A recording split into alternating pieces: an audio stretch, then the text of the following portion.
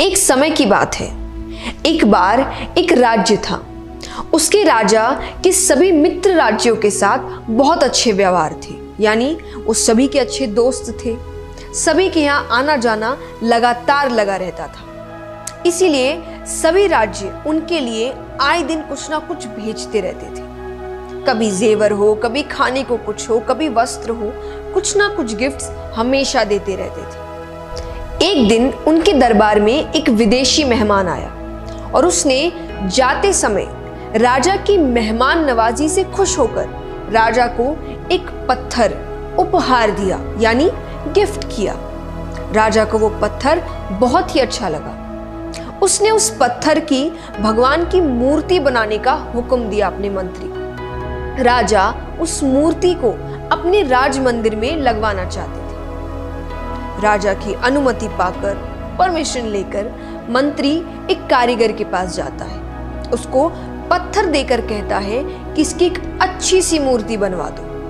ये काम 10 दिन के अंदर हो जाना चाहिए। इसके बदले तुमको जो चाहिए वो मिलेगा और साथ ही साथ 100 सोने की मोहरें दी जाएगी। ये सुनकर कारीगर बहुत खुश हो जाता है। उसने अपनी सभी वस्तुओं को लेकर काम शुरू कर दिया। अब वो उस पत्थर को तोड़ने लगा, जिससे वो उसकी अच्छी सी मूर्ति बना सके। कई बार चोट मारने पर भी वो पत्थर नहीं टूटा। उसने उस पत्थर पर लगभग 50 चोट मारे। करता रहा पर वो पत्थर टूट नहीं रहा। अंत में एक चोट मारकर वो कहता है, अब ये काम मुझसे नहीं होगा। अरे, जब इतनी चोट खाने पर भी ये पत्थर नहीं टूटा तो अब क्या खाक टूटेगा। वो उस पत्थर को वापस मंत्री को दे देता है और कहता है इसकी मूर्ति नहीं बन सकती। लेकिन मंत्री को तो किसी भी हाल में मूर्ति बनवानी थी, राजा का हुक्म जो था। मंत्री उस पत्थर को लेकर दूसरे एक साधारण कारीगर के पास जाता है। जैसे ही उस कारीगर ने एक चोट मारी और वो पत्थर टूट गया तो वो उसकी मूर्ति बनाने लगा। मूर्ति बनाकर उसने मंत्री को दे दी। मंत्री ने उसे मोहरें दे दी। अब वो मंत्री जाते जाते एक ही बात सोच रहा था कि अगर उस पहले वाले कारीगर ने एक अंतिम प्रयास भी किया होता तो ये सोने की मोहरें उसकी होती।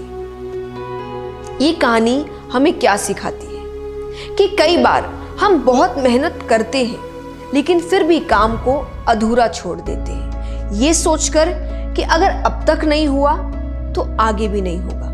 ये शायद मेरे लिए है ही नहीं, मेरी किस्मत में ही नहीं है, मुझसे होगा ही नहीं।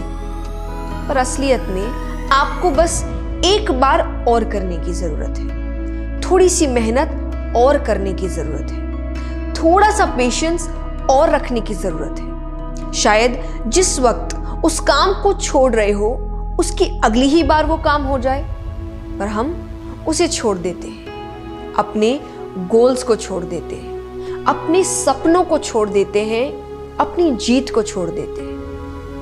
आपको पता है, थॉमस एडिसन ने लाइट बल्ब सक्सेसफुली बनाने से पहले 9,999 टाइम्स अनसक्सेसफुल अटेम्प्ट्स करे।